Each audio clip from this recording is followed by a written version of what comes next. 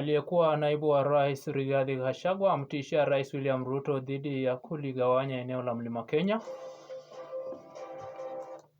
Waumini na viongozi wa kanisa kuhudhuria ibada ya makumbusho ya waathiriwa wa maandamano ya mwaka 2024. Na kimataifa ni kwamba Marekani haiko vitani na Iran, asema makamu wa rais Venza.